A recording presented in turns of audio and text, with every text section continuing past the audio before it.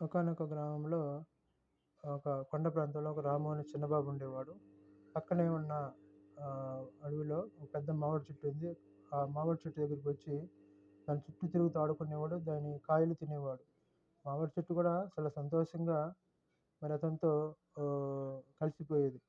అతను చుట్టూ తిరిగినప్పుడు, ఆడుతున్నప్పుడు చాలా చక్కగా సంతోషించేది. దాని కింద నిద్రపోయేవాడు కూడా. అలా కొన్ని రోజులు జరుగుతూ ఉంది. కాలక్రమేణా అతను కొంచెం పెద్దవాడయ్యాడు. ఎన్ని రోజులు చూసినా అతను రాలేదు. కనుక ఒకరోజు వచ్చాడు. వచ్చి "ఏమైంది ఇన్ని రోజులు రాలేదు?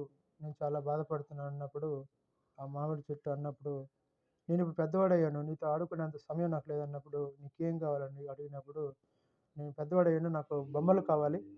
మరి నాకు డబ్బులు లేవన్నప్పుడు, నా దగ్గర డబ్బులు లేవు బాబు.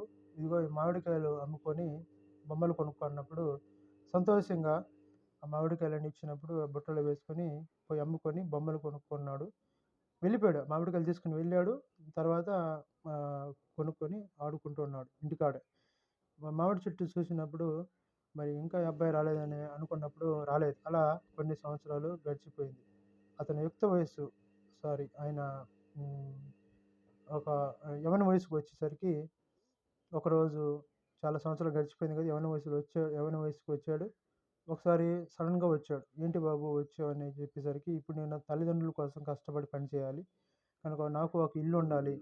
కనుక నాకు కొన్ని కట్టెలు కావాలన్నప్పుడు, నా దగ్గర ఇవ్వటానికి ఏమి లేవు బాబు. ఈ కొమ్మలు ఏవైతే ఉన్నాయో అవి నరికి నీ ఇల్లు అదే ఒక పూరి గుడిసె లాంటిదో ఏసుకోవటానికి నీకు ఉపయోగపడుతుంది కాబట్టి ఈ కొమ్మలు నరుక్కొని వెళ్ళు" అన్నప్పుడు, ఆ కొమ్మలు న న అనంగాల్నే అన్న ఎమ్మటనే అతని చేతిలో గొడ్డలు తీసుకొని కొమ్మలు నరికి తీసుకొని వెళ్తాడు. మామిడి చెట్టు కూడా సంతోషించింది. సరే అని చెప్పేసి అలా కొన్ని ఏళ్ళు గడిచిపోయింది. మామిడి చెట్టు చూస్తూ ఉంది. ఇంకా ఇతను రాలేదేమని. కానీ వచ్చాడు ఒకరోజు. వృద్ధాప్యంలో ఉండి వచ్చాడు. "ఏంటి బాబు చాలా ఏళ్ళయింది. కొన్ని సంవత్సరాలయింది. నువ్వెక్కడికెళ్ళావు" అన్నప్పుడు, నీతో ఆడుకునేంత సమయం నాకు లేదు. ఇప్పుడు నేను ముసలివాడయ్యాను. నాకు నౌకాయానానికి ఒక ఒక వుడ్ కావాలి. అంటే ఒక చెక్క కావాలన్నప్పుడు, నాకు ఇవ్వటానికి ఏమి లేవు బాబు. ఇగో ఈ ఈ ఈ నేను మోడుబారిపోయాను.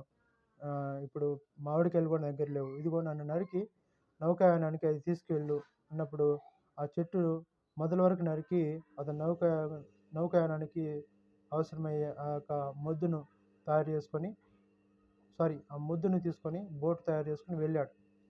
అలా కొన్ని రోజులు గడిచిపోయింది. కొన్ని ఏళ్ళు, సంవత్సరాలు గడిచిపోయి తర్వాత వృద్ధుడై వచ్చాడు. ఇప్పుడు నేనేం చేయగలను బాబు? ఇప్పుడు నా దగ్గర మామిడికాయలు లేవు. నా దగ్గర ఇప్పుడేమి లేవు. నేను చాలా మొదలు వరకే నరికి ఉన్నాను. నా ఏళ్ళు తప్ప ఏమి లేవు అన్నప్పుడు, ఇప్పుడు నేను పండ్లు తినలేను. ఇప్పుడు నేను నౌకాయానానికి కావాల్సిన ఏది కూడా నేను ఆశించను. ఏం పర్వాలేదు అన్నప్పుడు, ఆ మొద్దు చలించిపోయి ఈ ఈ ఈ అతను చాలా సంవత్సరాలు రాకపోయినా మళ్ళీ నన్ను గుర్తు చేసుకొని వచ్చాడని చెప్పేసి ఏడుస్తూ ఉంది. ఈ ఏదైతే స్టోరీ విన్నారో ఈ స్టోరీ మన గుండెల్ని పిండేస్తుంది. కనుక ఆ మొద్దు అంటుంది, ఇప్పుడు సేద తీసుకోవడానికి ఏదైతే మొదలు వరకు నరికారు కదా అక్కడ కూర్చో అన్నప్పుడు, చిన్నప్పుడు అతను పండుకొని నిద్ర వస్తున్నప్పుడు ఊహించుకున్న ఆ యొక్క విషయం గుర్తు తెచ్చుకొని అతను కూడా ఏడ్చి మొద్దు మీద కూర్చొని దాంతో మాట్లాడుతూ అలా కాలం వెళ్ళబుచ్చుకొని ఆ స్టోరీ అంతవరకు అయిపోయింది. సో చెప్పే విషయం ఏంటంటే, మనం చెట్లుని పెంచడానికి సమయం లేకపోయినా ఉన్న చెట్లని కాపాడుకుందాం. నిర్దయగా నరికేస్తాం, కానీ దాని నుంచి మనం ఎన్నో పొందుకుంటాం. కానీ తిరిగి మనం చెట్లని పెంచలేము. దాన్ని అంత టైం కూడా మనం ఇవ్వలేము. కనుక ఉన్న ప్రకృతిలో చెట్లని మనం కాపాడుదాం. ఇంకో నీతి ఏంటంటే దీనివల్ల, చెట్టు తన ఫలాలను ఇస్తుంది. అమ్మ కూడా తన బిడ్డ చిన్నప్పటి నుంచి ఎదిగినంత వరకు, వివాహం వయసు వచ్చేంత వరకు ప్రతిదీ కూడా కావాల్సింది ఇస్తుంది. చెట్టు, అమ్మ తెలుసు కదా మీకు. చెట్టు, అమ్మ కూడా మనకు కావాల్సిన అన్ని సమృద్ధిని ఇస్తున్నప్పుడు, అమ్మ పెద్దవాళ్ళు ఇప్పుడు ముసలివారు అయిపోయినాక మన నుంచి కోరుకునేది అమ్మ ఆస్తులు కాదు, అంతస్తులు కాదు, మిద్దెలు కాదు, మేడలు కాదు, బంగారం కాదు. ప్రేమ, వాళ్ళకి సాటి అయిన సహాయం, ఏళ్ళకంత అన్నం పెడుతూ వాళ్ళు చక్కగా చూసుకుంటూ, వాళ్ళు పలకరిస్తూ, ఆ విధంగా ఒకళ్ళు నడుచుకోవాలి. ఎందుకంటే ఈ మొద్దు స్టోరీ అంతా, ఈ మామిడికాయ చెట్టు గురించి చెప్పిన స్టోరీ అంతా కూడా అమ్మకు కూడా అది వర్తిస్తుంది. చెట్టు అమ్మ. కనుక అమ్మని ముసలిదా అయిపోయింది అని చెప్పేసి ముసలాం అనటం, ముసల్దాన్ అనటం వెటకారంగా మాట్లాడదు.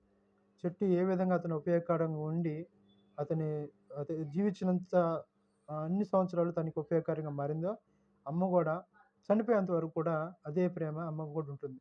కనుక అమ్మల్ని తునకరించొద్దు, పెద్దవాళ్ళని తునకరించొద్దు. ప్రతి ఒక్కరు రెస్పెక్ట్‌గా ఉండండి. మనం చేయాల్సింది ఏం లేదు. వాళ్ళకి ప్రేమగా మాట్లాడితే, సమయం దొరికినప్పుడు వాళ్ళతో కలిసి వాళ్ళ యొక్క అనుభవం మనతో షేర్ చేసుకుంటే మనకు కొన్ని పాఠం ఉపయోగపడుతుంది. కనుక ముసలిదానివని నువ్వేం చేయలేవని చెప్పేసి ఒక మూలన కూర్చొని అన్నం తిని పెట్టింది తినని వెటకారంగా మాట్లాడొద్దు. కనుక అమ్మకి రెస్పెక్ట్ ఇవ్వాలి. కుటుంబంలో మ్యారేజ్ అయితే భార్యకిచ్చే రెస్పెక్ట్ ఇవ్వాలి. ఎవరి వంతు వాళ్ళకి రెస్పెక్ట్ ఇచ్చి మర్యాదగా నడుచుకోవాలి. కనుక అమ్మని దూషించడం గానీ, మాట్లాడడం గానీ, చేయటం గానీ చేయొద్దు. కనుక గుర్తించగలరు చెట్టు, అమ్మ. కనుక అమ్మ గూడా ఒక మహావృక్షం లాంటిది. ఆమె జీవితకాలంలో మరణించేంత వరకు గూడా మనకి ప్రేమను పంచుతూ, మనం బాగుండాలని కోరుకుంటది. కనుక మనం అందరం బాగుండాలి. పెద్దవాళ్ళకి రెస్పెక్ట్ ఇయ్యండి. అమ్మను గూడా మనం కాపాడుకుందాం. సాటి అయిన సహాయం కొరకు ఏ విధంగా మనల్ని చూసి మనకు ఒక జీవితాన్ని నేర్పిస్తుందో, అమ్మ ప్రేమ అనేది వర్ణించలేం. ప్రేమకి విలువ కట్టలేం. కనుక అమ్మని ప్రేమించండి. పెద్దవారిని గౌరవించండి. Thank you. ఈ వీడియో మీకు నచ్చినట్లయితే లైక్ చేయండి, షేర్ చేయండి, సబ్స్క్రైబ్ చేయండి. Thank you so much.